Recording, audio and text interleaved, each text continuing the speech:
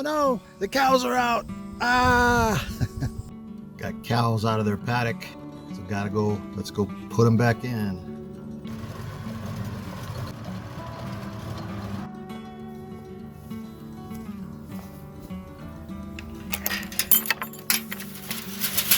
There's one over there. Another one down there. I don't know if you can see him or not. Hi, puppy. How you doing?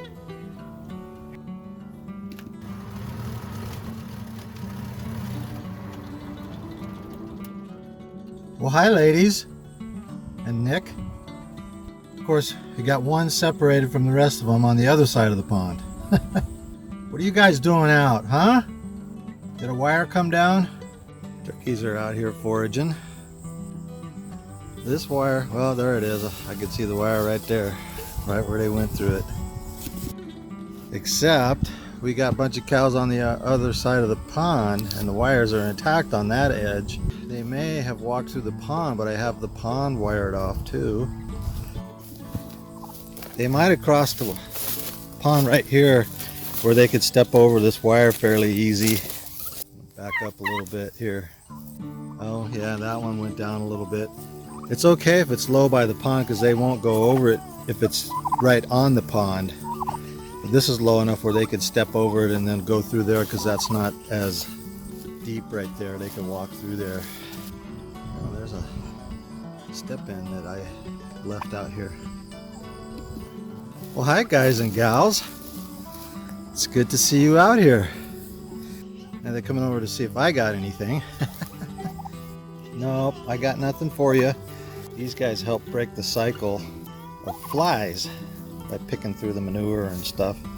And they eat a lot of seeds and things too. You guys are gonna get shocked, maybe. Apparently not. That must be shorted out good enough that it's not shocking to me standing right on it. There's the puppy coming out to see what's going on, which is good. Want you out here while the turkeys and the birds are out here. Just his presence out here pretty much keeps the predators away. Go around to the other side and unhook the wire. That's why they decided to go through it. No electricity on it. Probably a bird or something knocked it loose. But I'm gonna leave it off. Need to put him in a new paddock anyways. That one's pretty well eaten down. Hi ladies and guys. We got one guy and all ladies. The little black one, that's Nick. He's a little bull calf. And that's Aretha back over there. I think I'm going to string him out a new paddock and we'll go from there. I'll go get this step in that I left out here. It's been out here a while. Not really that big of a deal. They're out of their paddock. I used to get upset about it, but now I don't. I just put them back in. So the power has been off on the line and I didn't know it, and they finally discovered it was off and pushed on through it. Hi Dandelion, hi Nick. You gotta come and see what's up. So a message from the philosophical farmer, a quick one, I'll make it snappy, is don't sweat the small stuff. I find that most of the things that we get upset about are really insignificant, especially in the grand scheme of things. Like I said, I used to get all upset when I'd find the cows out of the paddock and and get all grumbly about it and so on and so forth. It didn't matter. They're just being cows. They're doing what they do. If they have grass next door and they've eaten down most of the grass in their paddock and you haven't moved them, well, they'll move themselves usually eventually. The hot wire usually prevents them from moving.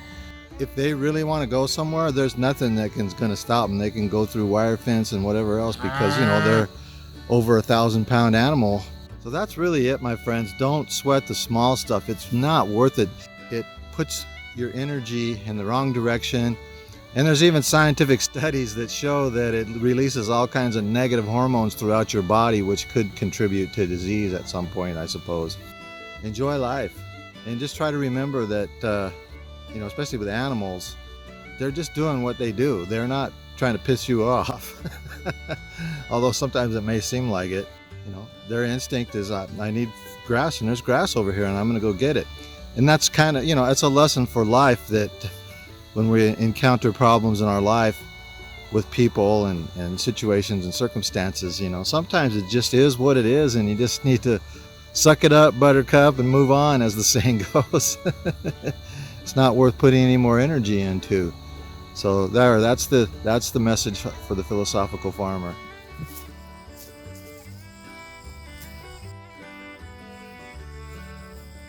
So I gotta make a lane for them to be able to drink out of the pond. Although there is a ditch back there with some water in it. Go back and get a corner post.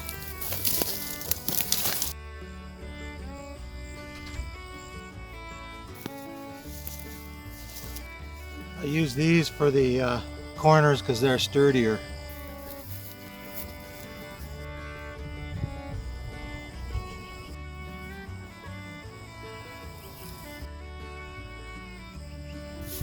I leave it low around the pond like that so that they won't jump over it into the water generally.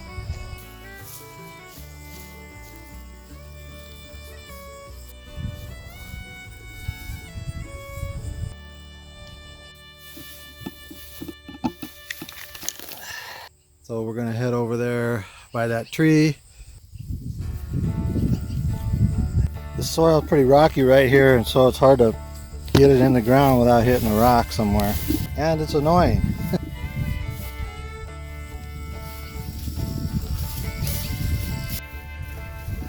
Oh, girl.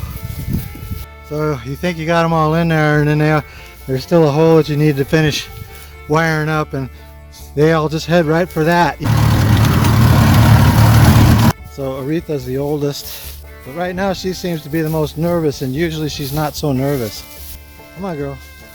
Atta girl. They're herd animals though, so they want to go with the herd. She don't want to go because the others aren't in there yet. Get the others headed in there. Here we go. Atta girl.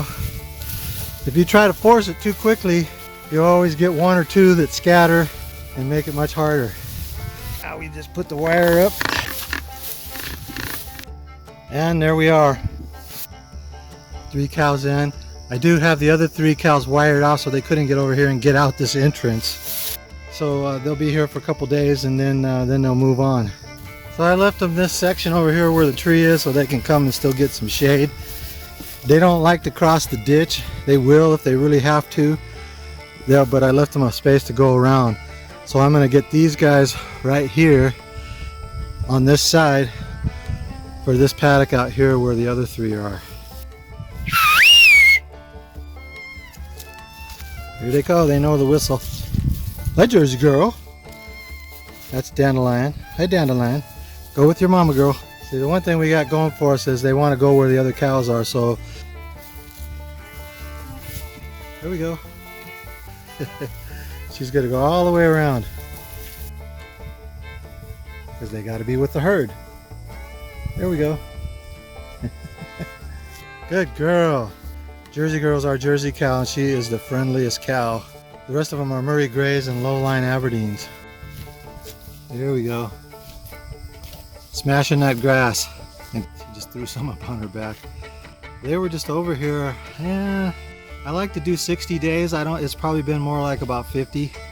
So, but this stuff bounces back fast because it's wetter out here. Out there, that's my winter stockpile, some of it. I don't know if you can see that or not. Over there, and then you can't see it from here, but on the other side of that high stuff, which is a ditch, there's another pasture there below that willow, and that's all winter stockpile. It's going to slow down a lot, but I've got quite a bit of armor on most of it. There's areas where love the sound of that grass being eaten.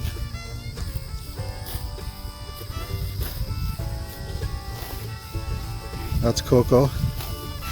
Coco's smashing it. Of course, they're all smashing it because that's what they do. Coco's a Murray Grey, and the black ones are low-line Aberdeens, except for Jersey Girl. She's a good girl. Now it's time to go hook the power back up and energize this wire. The only time they push the wires is if it's been off for too long, like this was apparently. Or if they're just totally out of food, you leave them in there way too long. All right, so here we are. Gonna hook it back up. Let's see how it goes. Now we'll test it with our little tester here. So we put the ground rod in the ground here. Yeah. 5,555, 5,000 volts, 5.62. Hi, pony ponies. What you doing? You want scratch? Yeah, my girl. Hey Stetson, how you doing, big guy? It's the next morning here, and I'm checking on their grass out in this small paddock, trying to stay on top of it. Beautiful morning. Hi, Jersey girl. How are you, pretty girl? She's such a good cow. It's just so peaceful out here in the mornings. Well,